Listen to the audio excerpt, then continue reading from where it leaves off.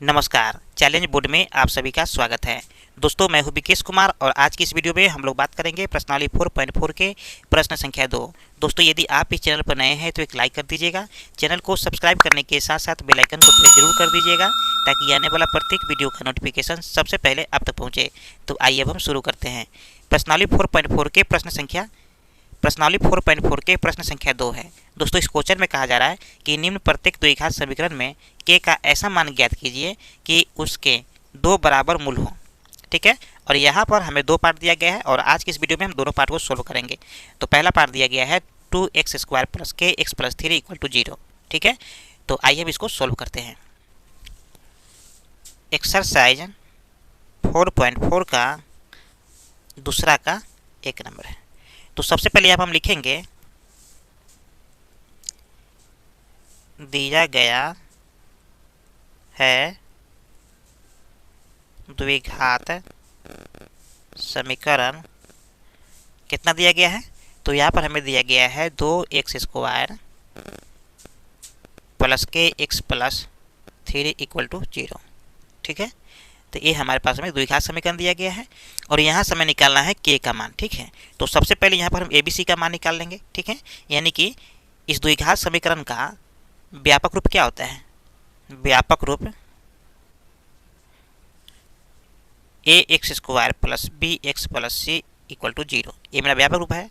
तो ध्यान दीजिए कि x² से x² तो ठीक है, लेकिन a के स्थान पर यहाँ पर 2 है तो यहाँ पर लिखेंगे a = 2। ठीक है, देखिए x से x तो यहाँ पर ठीक है, लेकिन b के स्थान पर यहाँ पर है k तो यहाँ पर लिखेंगे b = k। ध्यान दीजिए कि c मेरा अचर पद है और यहाँ पर c का मान दिया गया है 3, यहाँ पर लिखेंगे 3। ठीक है, तो आप देख पा रहे हैं कि यहाँ पर हमें ए बी सी का मान पता चल गया है। तो अब हम निकालेंगे डी का मान। ठीक है, तो डी बराबर क्या होता है? डी का मतलब डिस्क्रिमिनेशन होता है और डी को हम विवेचक भी कहते हैं हिंदी में। तो यह डी बराबर होता है b² - 4ac। ध्यान दीजिए यहाँ पर हमें ए बी सी का मान दिया गया है तो यहाँ पर इसके वैल्यू को पुट कर देंगे। ठीक है, यानी कि b का मान कितना दिया है कि तो k है, तो k का स्क्वायर कर देंगे माइनस, देखिए 4 है, गुने a का मान कितना दिया गया है 2, गुने c का मान कितना दिया गया है 3 है। ठीक है, तो यहाँ पर हम क्या करेंगे, इसको फिर सोल्व कर लेंगे, यानी कि k का स्क्वायर माइनस, देखिए 4 दूनी 8, 8 तिरका 24। ठीक है, चलिए तो यहाँ पर हमें k² - 24 आया। ठीक है, यानी कि d का मान आया है। चलिए, तो क्वेश्चन में ये कहा जा रहा है कि k का ऐसा मान ज्ञात कीजिए कि जिसके दो बराबर मूल्य हो। ठीक है, तो ध्यान दीजिए, मूल देखिए दो बराबर मूल होते हैं कब? जब b² - 4ac = 0 हो। ठीक है, तो ये इसका शर्त है। ठीक है, तो यहाँ पर हम लिखेंगे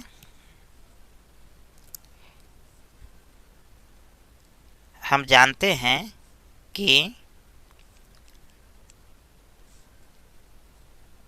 समान मूल्य के लिए d = 0 अर्थात इसके बराबर 0 दे देंगे, यानी कि d = 0 है तो d का मान हमें आया है k² - 24। ठीक है, तो हम इसके बराबर भी 0 कर देंगे क्योंकि समान मूल होने का शर्त यही है, यानी कि k² - 24 = 0। तो ध्यान दीजिए कि 24 माइनस में तो बराबर की साइड में जाएगा तो प्लस में हो जाएगा, यानी कि k² = 24 हो जाएगा। ठीक है, तो यहाँ से जब हम k का मान निकालेंगे तो यहाँ पर हो जाएगा 2√6। ठीक है, प्लस माइनस में लिखेंगे। ठीक है, चलिए तो इतना कैसे है? तो ध्यान दीजिए कि k बराबर जब लिखते हैं तो स्क्वायर है, तो स्क्वायर जब हटेगा तो इस साइड में रूट चढ़ जाएगा। ठीक है, और जब इसका रूट तोड़ेंगे तो इतना हमारे पास में आ जाएगा। ठीक है, तो ध्यान दीजिए कि एक प्लस में है एक माइनस में है, तो हम एक लिखेंगे प्लस के लिए अलग और माइनस के लिए लिखेंगे अलग। तो यहाँ पर हो जाएगा k बराबर प्लस में हो जाएगा 2√6 और यहाँ पर हो जाएगा -2√6। ठीक है, तो ये मेरा k का मान आ गया। ठीक है, तो यहाँ पर हम लिखेंगे लास्ट में कि अतः k के मान 2√6 - 2√6। ठीक है, एक प्लस में हो गया और एक माइनस में हो गया,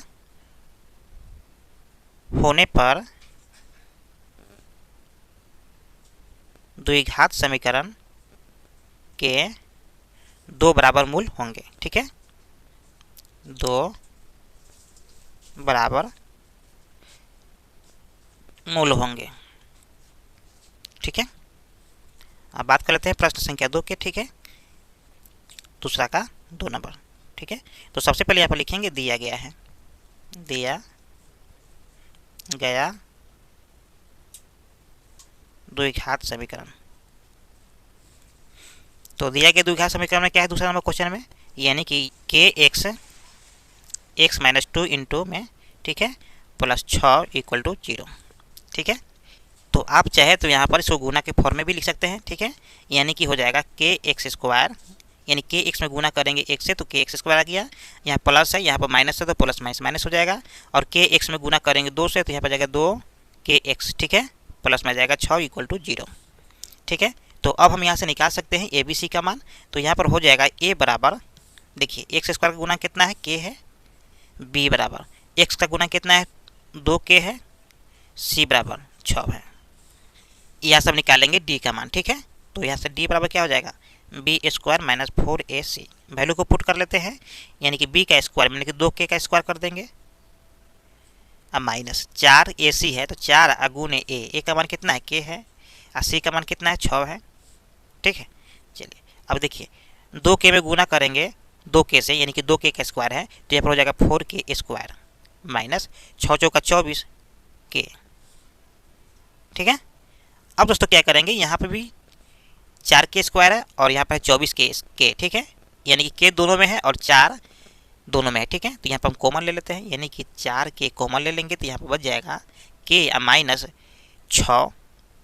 अब दोस्तों क्या करेंगे, तो यहाँ पर लिख देंगे d बराबर 4k k माइनस 6।